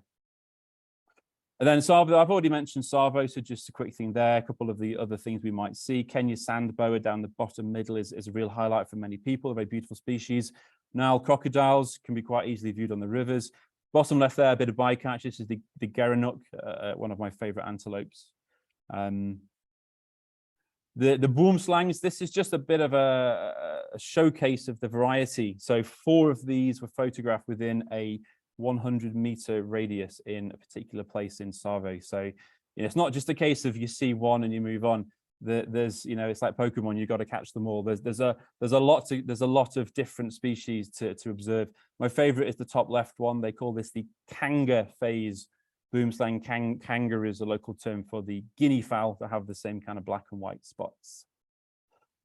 And then our final destination is the Kenya coast. It's a fantastic place for herping. This is a white-throated savanna monitor photographed on the island on which Ferry was born, called Karepwe, and you can see a little bit of the habitat in the background there. You can see how it actually, I'm amazed that the people there are very happy to live with these snakes. I think Ferry did a lot of good work there in the past, getting everyone to be pro-snake. More diversity, I've already mentioned, that's a speckled green snake at the bottom middle, another monitor. Top middle is what is debatably, I better say this with the caveat, especially with Stephen listening in, debatably the fastest snake in the world, which is not the green mamba. This is the speckled sand snake. Sand snakes are very, very fast. This is a beautiful species. We found them quite regularly on the coast. They're found elsewhere in Kenya too. The bottom left there, one of my favorite lizards, the great plated lizard. These are very confiding. In fact, usually in the grounds of the hotels in the town that we stay, which is called Butamu, they're usually just milling around and very easy to see. That's the Turtle Bay Resort in the bottom right where we stay. So a bit like what Richard was saying about the Japanese tour. It's not all about slogging through the jungle. There is time for relaxation as well. More bycatch. I think the bycatch is pretty fantastic, particularly in this place. So one of the forests that we will at least spend a morning is the Arabuko Sokoke forest. Again, you may have seen it if you've been to Kenya before. It's the sort of last vestiges of coastal forest. It's a hotspot for endemism, and this is the golden rump sengi or elephant shrew, a fantastic species. So Coquet scops owls, very, very cute things, often sat in pairs like that. All right, that's me done. I guess we'll probably go over to the chat at the end for any questions. So thank you for listening, and hopefully we'll see you next year on the Kenya tour. Thank you very much.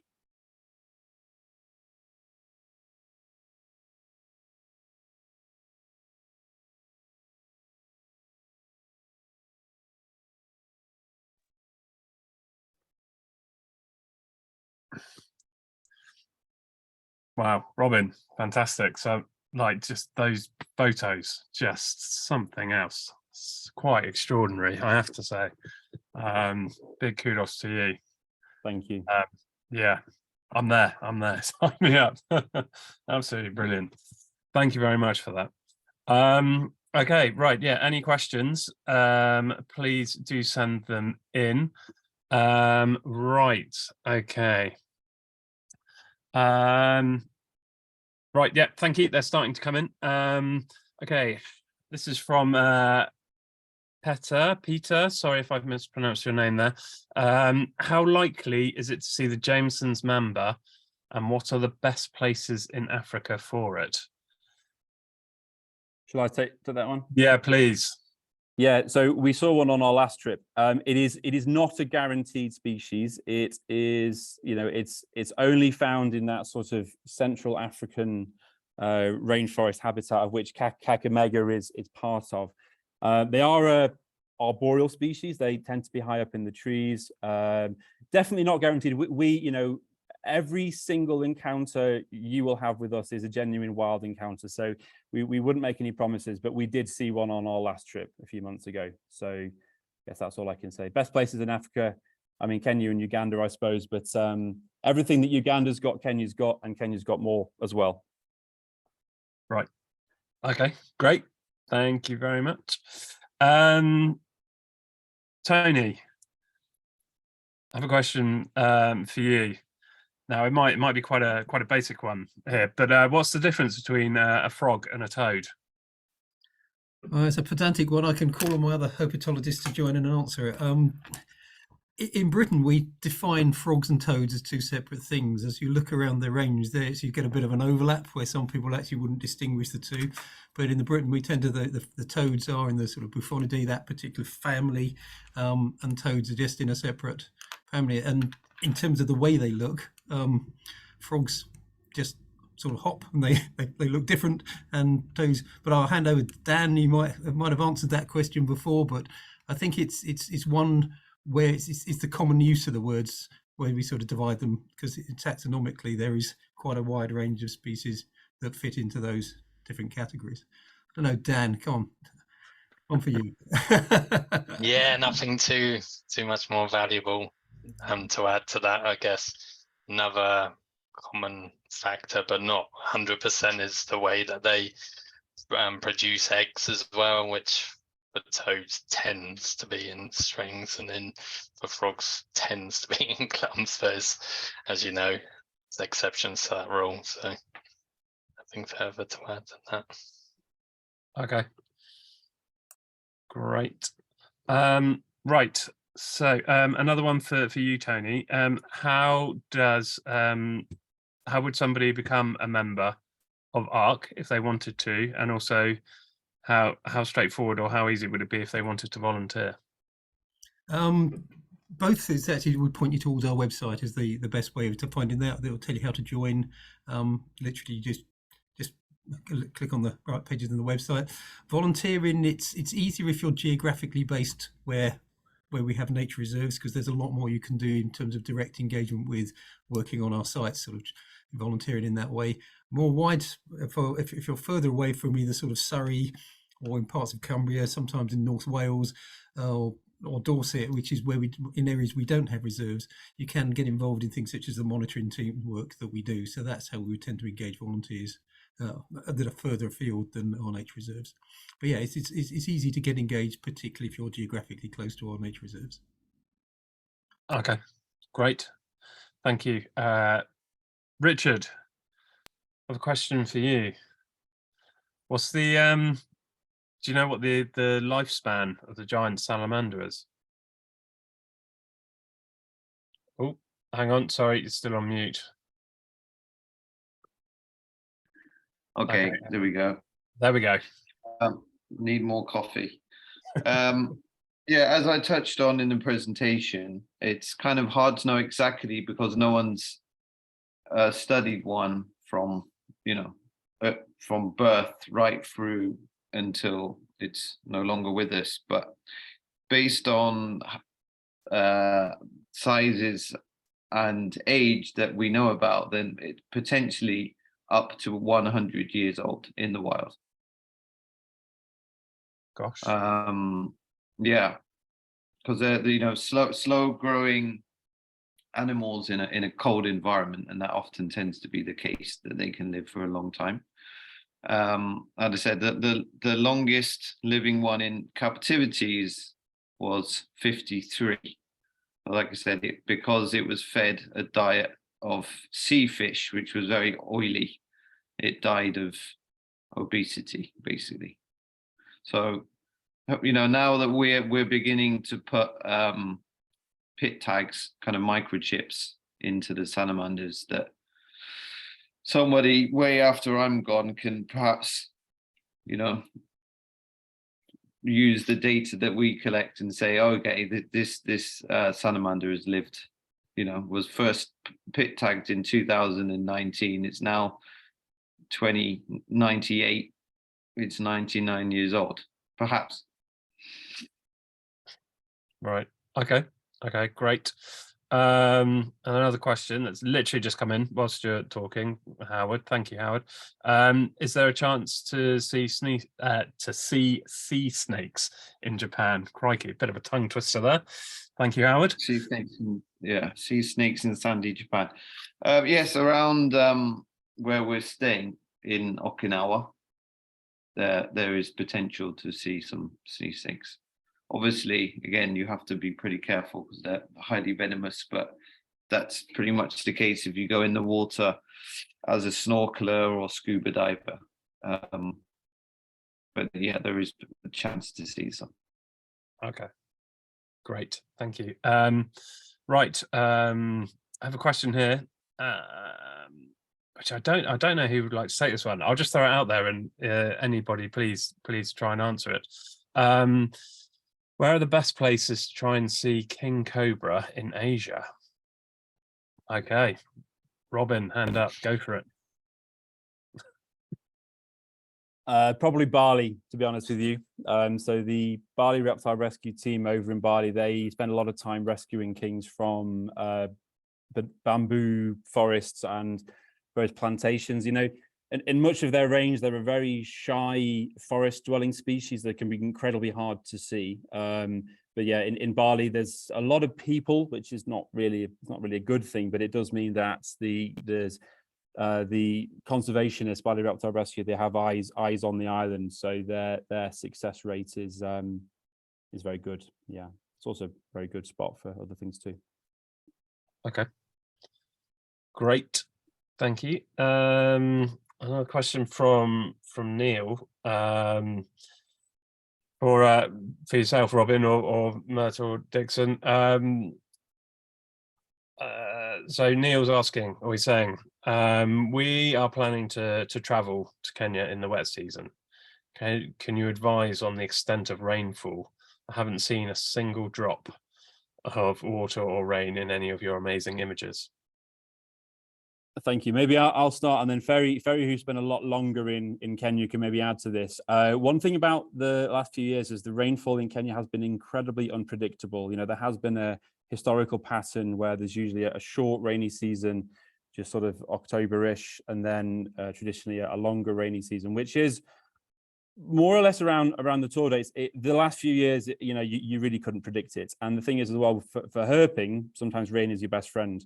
So yes, if you're planning a Masai Mara safari, you might think otherwise. There's no guarantee there will or won't be rain. And to be honest with you, in the places that we're going to, the impact is certainly not going to be negative. The rainfall over in Kakamega, we have been there in pouring rain. We have been there in very dry spells, and we have always been very successful. The same is true with Mount Kenya. That first photo I shared of the Kenya montane viper, you might have noticed the very tempestuous looking clouds. I think 5 minutes after that, we had the most horrendous downpour, and yet we actually found that snake crossing the road. So it's nothing to worry about. Like I say, it can actually count in your favor, and it's very hard to predict anyway. I don't know if Ferry or Em, you want to add to that with longer time spent in East Africa than me? I will say what I explain is exactly because what I've been seeing nowadays, what we used to know, the time of the rain comes, have been changed a lot. But the rain is the good time for helping, I would say. Okay, great, good. Thank you very much. Right, Dan, question for you. Do you have any, do we have any new destinations in the pipeline, other than obviously we have Kenya for the first time next year, but and anything else in the pipeline which hasn't yet been advertised? Yeah, so as I said, probably for next year, looking at some areas closer to home in Europe and short haul travel, where, as I mentioned, one of my ambitions is to make it possible for people who want to try and see most of Europe's reptiles and amphibians. So adding in a couple more places that will give the possibility to do that. And yeah, also perhaps some long haul stuff further down the line. So yeah, sign up to our newsletters, get on the list to have our printed newsletter and our electronic newsletter that goes out once a month. And as soon as they're ready to go, you'll certainly find them there. Brilliant, perfect, excellent plug, well done. Right, I think that's just in the nick of time, crikey. Right, I was about to wrap things up, but literally another question has just come in. Okay, what is the current status of the critically endangered Chinese alligator? Are there any left in the world? Does anybody fancy taking that one? I stumped our panelists here. Right. Well, I think what we might, that's a great question. Unfortunately, I don't know who that's from. But we will, I think I'll look into that. I'm going to take that on. I'm going to look into that and come back to you. Whoever that is, if you could just quickly let us know who you are before we end this, then we can come back to you on that one. Okay, so thank you very much to all of you at home for joining us this evening. I hope you have enjoyed it and found it interesting and fascinating and all the rest of it. And to all of our panelists, thank you ever so much for giving us your time and lending us your expertise and knowledge and enticing us to go on these amazing holidays. I think Richard, you in particular, sterling job. Thank you ever so much, given the time difference. Absolutely. You're most welcome. But yeah, so thank you everybody.